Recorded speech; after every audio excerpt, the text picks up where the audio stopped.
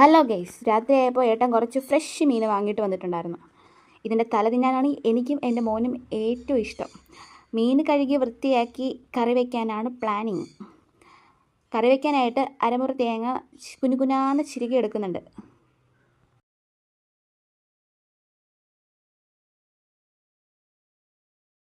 തേങ്ങ ചിരുകുന്നതാണ് എനിക്ക് ഏറ്റവും വലിയ ടാസ്ക്.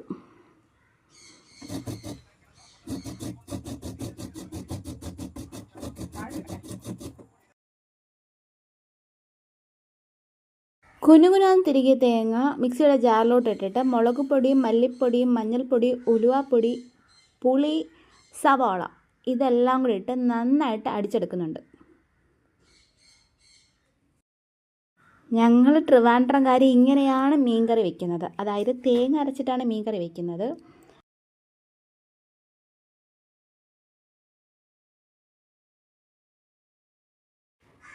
മീൻകറിക്ക് വേണ്ടി അരപ്പ് തയ്യാറാക്കുന്ന പ്രഹസനമാണ് ഈ കാണുന്നത്. അടിച്ചെടുത്ത അരപ്പിലോട്ട് ഒരു തണ്ട് കറിവേപ്പിലിട്ട് ഒന്നുകൂടെ ഒന്ന് കറക്കിയെടുക്കാം. അരിഞ്ഞു വെച്ചിരുന്ന മീനിൽ ഈ വെച്ചിരിക്കുന്ന അരപ്പെടുത്ത് നന്നായിട്ട് മിക്സ് ചെയ്യുക. അതായത് നമ്മൾ ഒരു സ്പൂൺ ഉപയോഗിച്ച് നന്നായിട്ട് അരപ്പ് റെഡിയാക്കുക. ഞാൻ ഇന്ന് പുളിഞ്ചിക്ക ഇട്ടാണ് മീൻ വയ്ക്കാൻ പോകുന്നത്. അമ്മായിയുടെ വീട്ടിൽ പോയിട്ട് വന്നപ്പോൾ കുറച്ച് പുളിഞ്ചിക്ക കിട്ടിയിട്ടുണ്ടായിരുന്നു. ഒടുക്കത്തെ പുളിയായിരുന്നു. പുളിഞ്ചിക്ക ഇടുന്നതുകൊണ്ട് തന്നെ ഞാൻ പുളി അല്പം കുറച്ചാണ് മീൻ ചേർത്തിട്ടുള്ളത്, അല്ലെങ്കിൽ നല്ല പുളിപ്പായി പോവും. പിന്നെ ചെറിയൊരു മുരിങ്ങയ്ക്കയും പച്ചമുളകും കൂടെ ഇടുന്നുണ്ട്, ഒരു ആഡംബരത്തിന് വേണ്ടിയിട്ടാണ്. എല്ലാ പൊടികളും ഇട്ടിട്ട് ഉപ്പിട്ടില്ലല്ലോ എന്ന് ഉൾവെളി പെട്ടെന്നാണ് ഉണ്ടായത്. അങ്ങനെ ഉപ്പും ഇട്ടു. അരപ്പ് നന്നായിട്ട് കൈ ഉപയോഗിച്ച് തന്നെ ഞാൻ ഇളക്കാറുണ്ട് കേട്ടോ.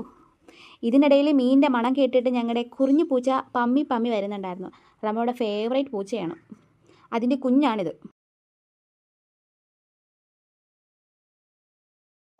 പുട്ടുണ്ടാക്കാൻ വേണ്ടി അരിപ്പൊടിയും വെള്ളവും ഉപ്പും ചേർത്ത് നന്നായിട്ട് മിക്സ് ചെയ്യുക.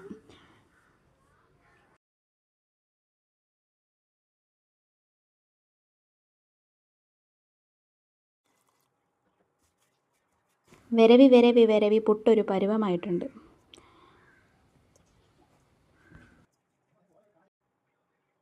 പുട്ടിന് മാവ് കുഴച്ചെടുത്തപ്പോഴേക്കും മീൻകറിക്ക് നല്ല തിള വന്നിട്ടുണ്ടായിരുന്നു. ആ തിളയ്ക്കുന്ന മണം എൻ്റെ അമ്മോ! ഒരു ചിരട്ടപ്പുട്ടും ഒരു മീനിൻ്റെ തലയും ആ പരുവും കൂട്ടി ഒരു പിടി പിടിച്ചു. സ്വർഗം മാമാ സ്വർഗം. എല്ലാവർക്കും ഗുഡ് നൈറ്റ്.